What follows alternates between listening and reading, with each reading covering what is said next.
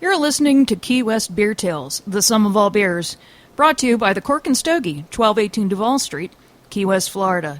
The facts and opinions of the show and its staff are prone to exaggeration, error, and conjecture, and are often given under the influence, always given under the influence of drinking beer. After all, this is a beer show. It's about beer, and we are busily drinking it while discussing its merits, so what did you expect? Slurring, laughing loudly, name-calling, and belching are par for the course, so it's best if you imbibe with us in a responsible manner, just to get into the spirit. We always welcome your comments, whether we actually pay attention to them or not. Thanks for listening. Hey!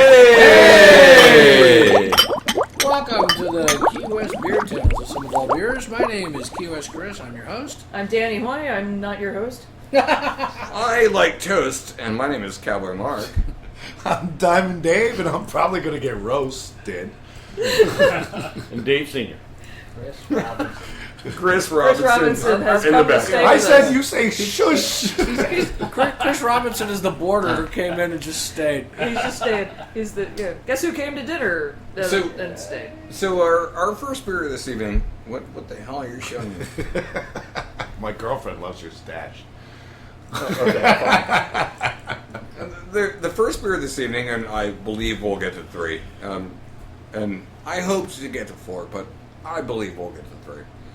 So the first beer this evening we're doing is Positive Contact, which is there something wrong with the fuzzy thing up top of the microphone? No? Okay. Positive Contact, which is from Dogfish Head. It's a collaboration with Dan the Automator. Dan the what? The Automator. Oh, Dan the Automator. The funny thing about Dan the Automator is I used to DJ in New York City, and this one time, the first time, he showed up at the club I worked at. He was just standing by the DJ booth with a friend of mine, and was like, I was like, oh yeah, and he was like, oh, I'm Dan. I'm like, oh cool, man. Yeah, I'm Mark. Like whatever, and my buddy was like, yo, that's Dan the Automator. I was like, I know. And he was like, alright, that's cool. And then my other friend walked in the DJ booth. He was like, oh man, that's Dan the Automator. I was like, yeah. And he was like, I can't believe he's here. And I was like, I can.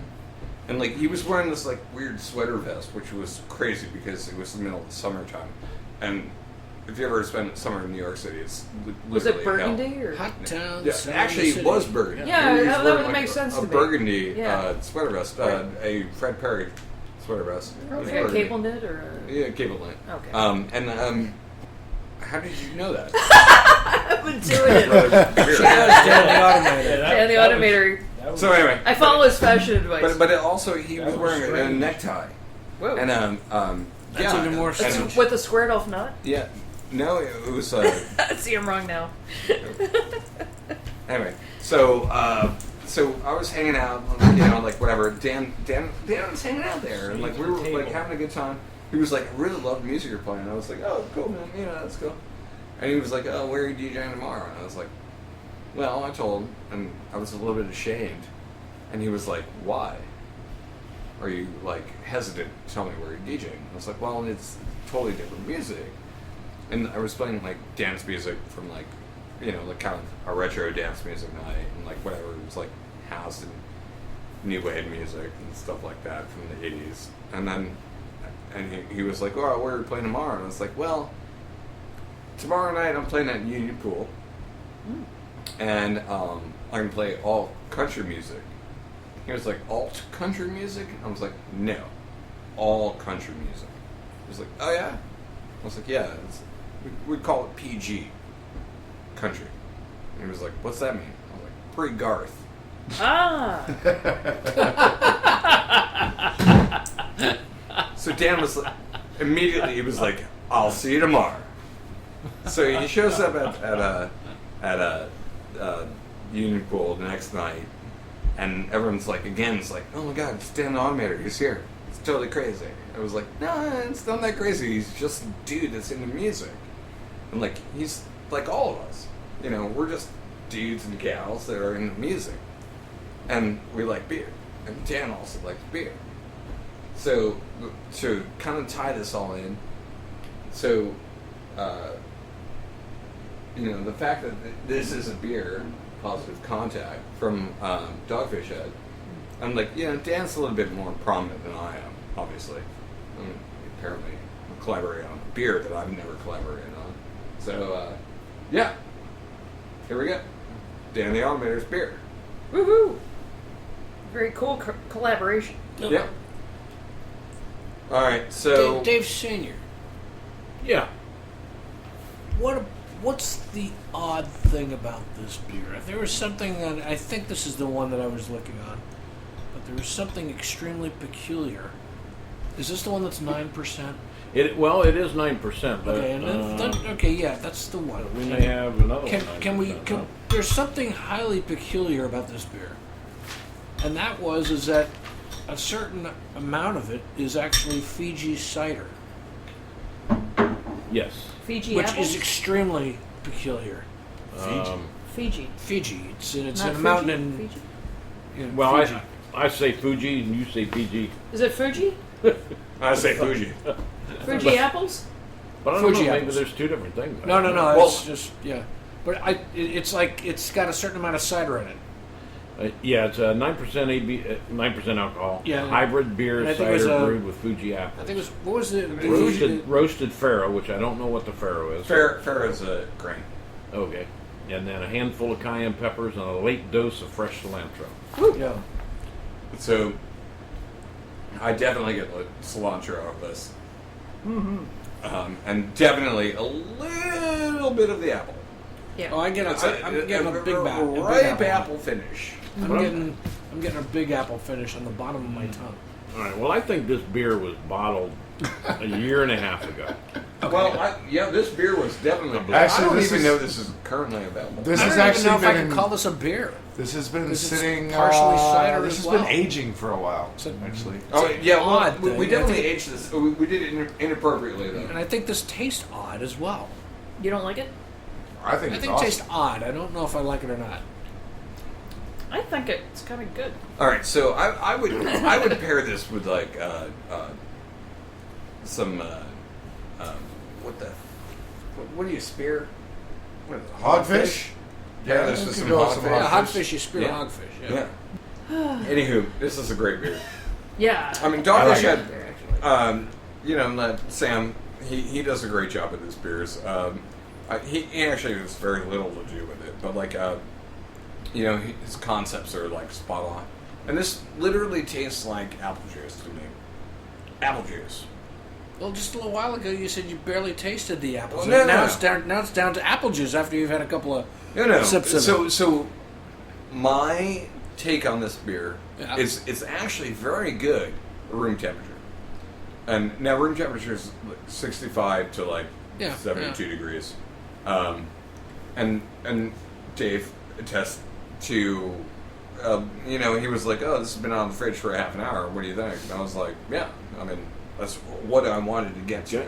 Because the last time I had this beer, I was like, oh, this is very bland, and I get a little bit of apple on the back end. Yeah, because I'm getting total apple. Yeah, I know, but like it's like a cider. Mm-hmm. Yeah. And not necessarily like a hard cider, but like it's an actual like kind of.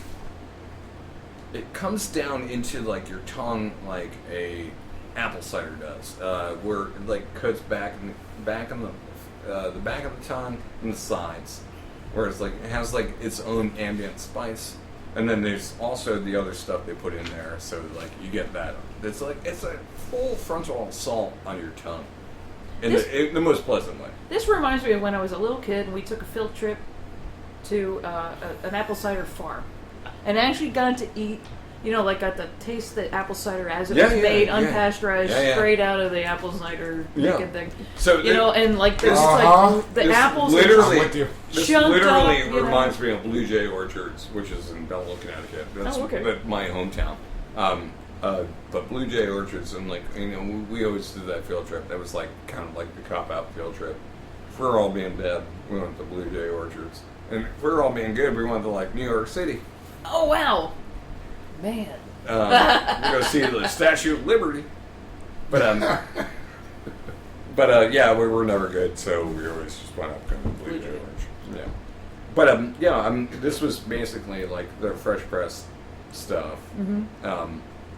and it has that freshness about it. The brisk, even though it's warm, room temperature. And there's no more left, right? I can kind No, of. No, there's no more left. Pequeño. And, You know, because this is yeah. Sorry. the vessel here is is this? I assume this beer is only available, and I hesitate on calling it a beer because It's actually no longer available. It's like a hybrid. Because It's no half longer cider. available. I mean, like But they don't what's- make this anymore. This is a 750 milliliter bottle. Yep. Okay. This might And- be actually the last bottle in On southern Earth. Florida. Actually, it might be. I mean, like they don't make it anymore. No, Dogfish Head. I've known. They do a lot of very interesting pairings. I mean, they have the the Midas Actually, Touch that has Midas grapes Touch. in it, and you Yeah, know. yeah, well, no, that's no. no, that is that. Yeah, Dave? it's Dogfish Head. You want to voice Midas your Touch is dog, but they have other. I've had other beers by them that it was like a combination of Yeah. wine and beer. Yeah, and, Oh, yeah. yeah, You know, they Yeah. do Yeah, yeah. really unique Yeah. flavorings in Yeah. the beer that Yeah, I yeah. totally unexpected. Well, we've had them before when we had with the wine and the beer from the what was that brewery in California that did it? Oh, yeah, the hop cuvee. We No. reviewed that one. Yeah. Yeah. I don't even remember this, guys. Yeah, Oh, yeah. it had the wine. It was I'll think of it. interesting. It was Yeah. interesting. Yeah. We Wait, did- which one was this? We did a radio show on I'm it. trying to remember I Oh, really? We did a radio show. On what? the beer that was from out of California that Napa Smith? Yes. Yes, that's the it. Napa Napa Smith. Smith. It had Thank the you. little Thank God bits somebody has of a grape brand. in it. Yeah, I remember that one yeah. distinctly. Yeah. We're thinking of wine and boom, Napa, you know? Yeah. Napa, duh. Yeah. Good memory. All right. Hey, Duh. so I believe that our toast should be tonight should be Napa Napa? because it has nothing to do with anything that we're drinking tonight. To Napa. To Napa. Napa. Yeah, toast. sure. So we gotta find ways to say Napa Well, tonight. there's a few good beer companies. I feel like out there taking a in Napa. Nice value. Yeah, I definitely need to take a Napa. I need a Napa. Bro, I had a Napa. I should have had a Napa today. Dave, you gonna grab the next bottle? Yeah, I got it. Well, I'm not pairing this with a cigar. Okay. It's too I cidery. say tacos. It's too Tacos. cidery for a cigar. I want might be something good. more body with a cigar. Yeah. You're not a fan of ciders, Chris, so you're No, you're- and you're and not liking this. Well, here's the thing.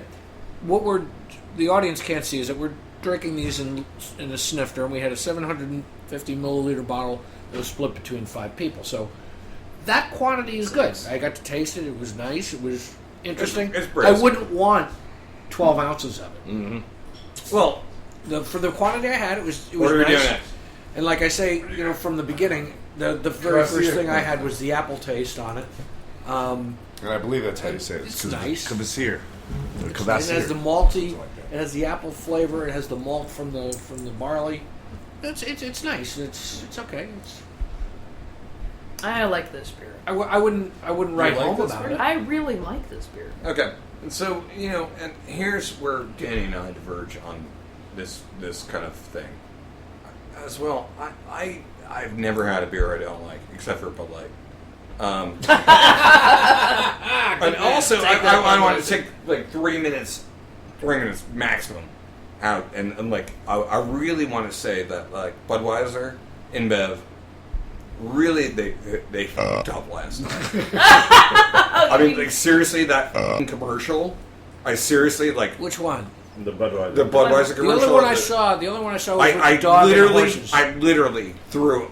A shoe? No, I can't actually admit to this in public, but like You threw your I'm going underwear? to. No, I literally threw a lamp across the room after watching that. Oh that no, really? Commercial. A lamp? A lamp. with the A dog. big lamp? No, No, dog and the no, no, horses? no, They no. were slamming craft beer.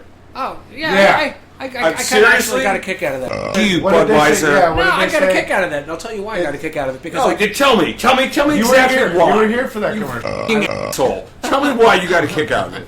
I got a kick out of it because what it does is it actually recognizes and promotes craft beer. Right, exactly. That's why I got a kick out of it. And and those what it guys does are also, and they suck. but you know what? At the same time, Lori's working overtime. she's got to have an editing finger. At the same time, they made themselves look like idiots. Yeah. They did. So I like the commercial. Yeah.